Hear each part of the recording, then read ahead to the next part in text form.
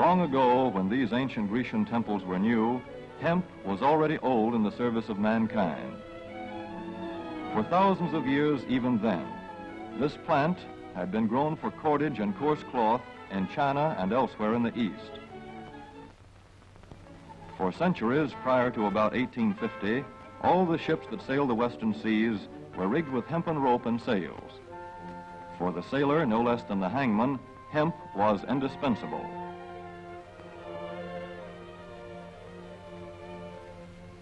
A 44-gun frigate, like our cherished old Ironsides, took over 60 tons of hemp for rigging. Including an anchor cable 25 inches in circumference.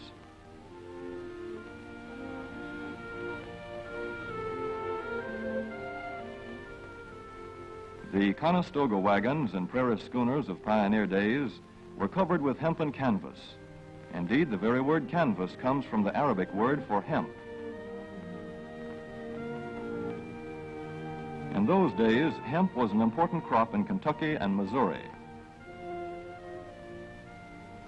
Then came cheaper imported fibers for cordage, like jute, sisal, and manila hemp, and the culture of hemp in America declined.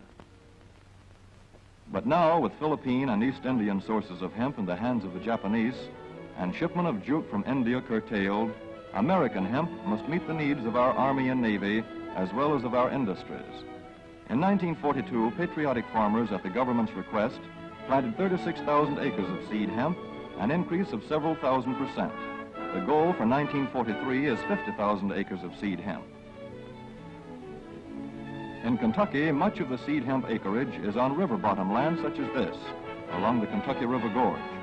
Some of these fields are inaccessible except by boat. Thus, plans are afoot for a great expansion of the hemp industry as a part of the war program.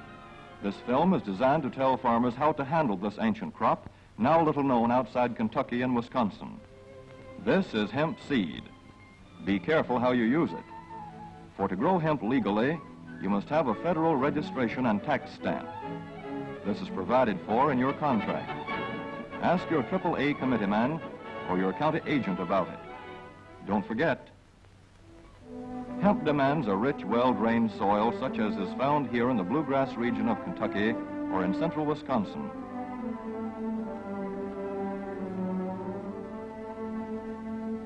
It must be loose and rich in organic matter. Poor soils won't do.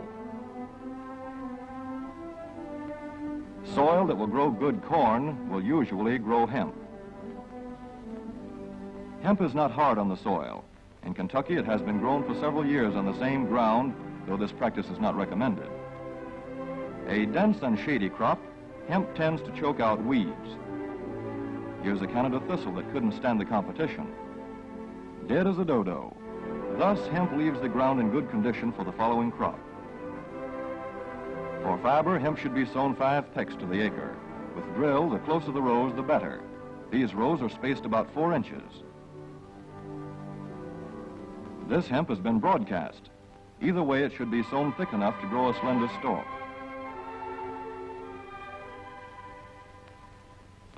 Here's an ideal stand.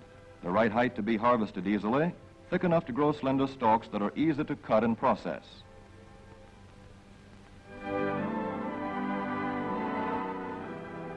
Stalks like these here on the left, they yield the most fiber and the best. Those on the right are too coarse and woody. For seed, hemp is planted in hills like corn, sometimes by hand. Hemp is a dioecious plant. The female flower is inconspicuous, but the male flower is easily spotted. In seed production, after the pollen has been shed, these male plants are cut out. These are the seeds on a female plant. Hemp for fiber is ready to harvest when the pollen is shedding and the leaves are falling. In Kentucky, hemp harvest comes in August. Here, the old standby has been the self-rake reaper, which has been used for a generation or more. Hemp grows so luxuriantly in Kentucky that harvesting is sometimes difficult, which may account for the popularity of the self-rake with its lateral stroke.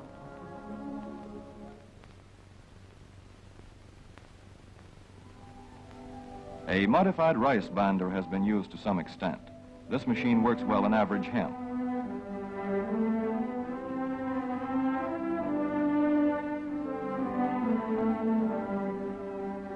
Recently, the improved hemp harvester, used for many years in Wisconsin, has been introduced in Kentucky.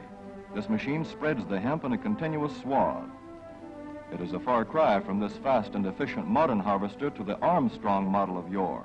But here's one kind of harvester, at least, that doesn't stall in the heaviest hemp. In Kentucky, hand cutting is practiced in opening fields for the machines.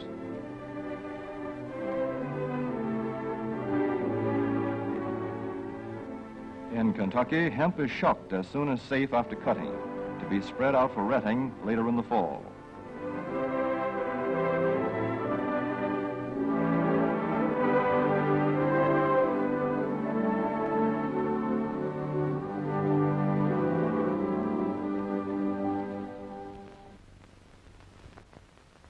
In Wisconsin, hemp is harvested in September.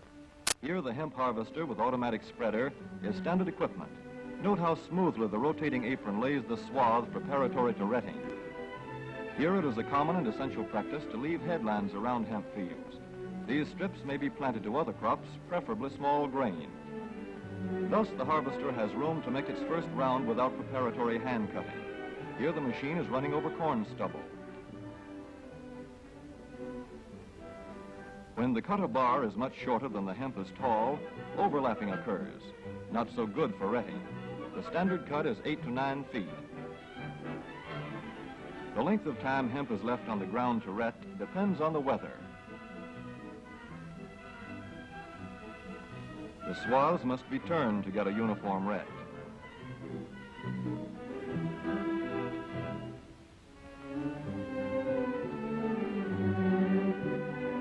When the woody core breaks away readily, like this, the hemp is about ready to take up and bind into bundles.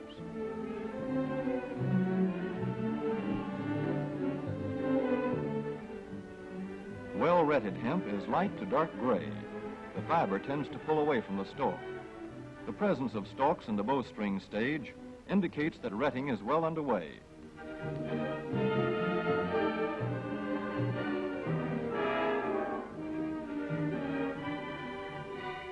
When hemp is short or tangled, or when the ground is too wet for machines, it is bound by hand.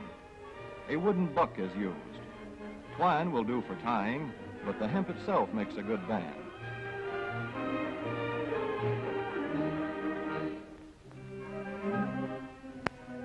When conditions are favorable, the pickup binder is commonly used. The swath should lie smooth and even with stalks parallel. The picker won't work well in tangled hemp.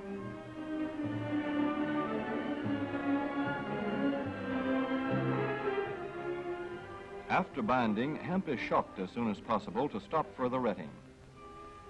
In 1942, 14,000 acres of fiber hemp were harvested in the United States. The goal for 1943 is 300,000 acres. Thus, hemp, Cannabis sativa, the old standby cordage fiber, is staging a strong comeback. This is Kentucky hemp going into the dryer of a mill at Versailles.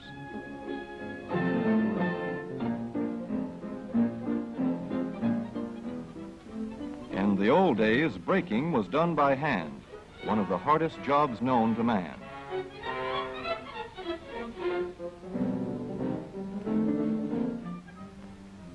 Now the power breaker makes quick work of it.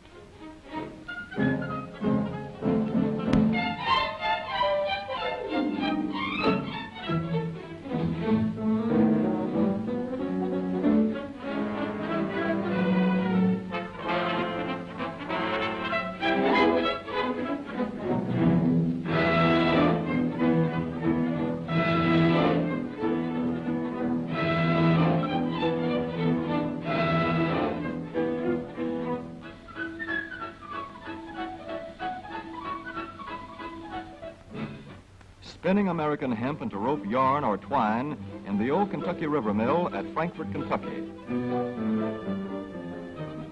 Another pioneer plant that has been making cordage for more than a century.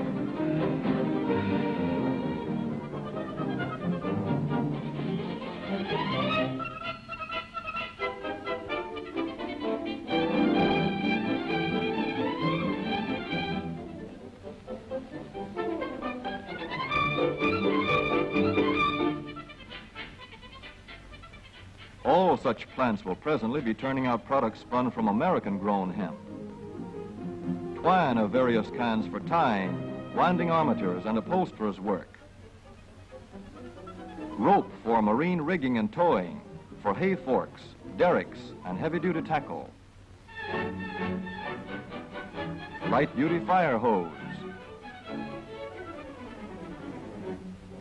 Thread for shoes for millions of American soldiers.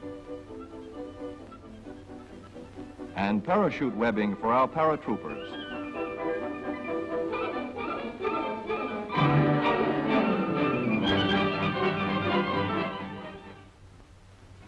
As for the United States Navy, every battleship requires 34,000 feet of rope, and other craft accordingly. So here in the Boston Navy Yard, where cables for frigates were made long ago, crews are now working night and day making cordage for the fleet. In the old days, rope yarn was spun by hand.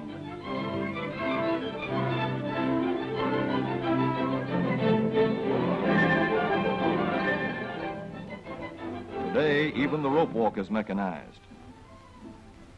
160 fathoms to go.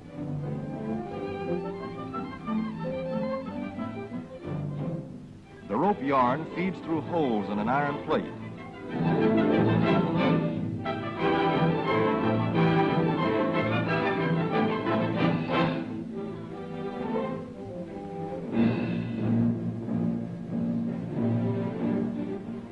This is Manila hemp from the Navy's rapidly dwindling reserve. When that is gone, American hemp will go on duty again. Hemp for mooring ships, hemp for tow lines.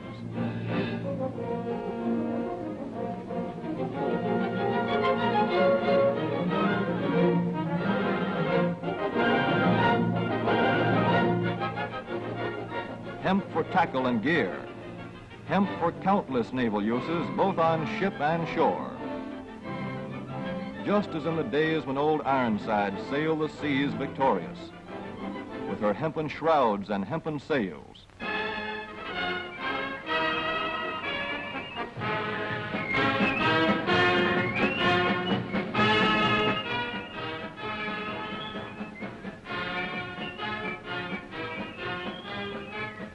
Hemp for victory.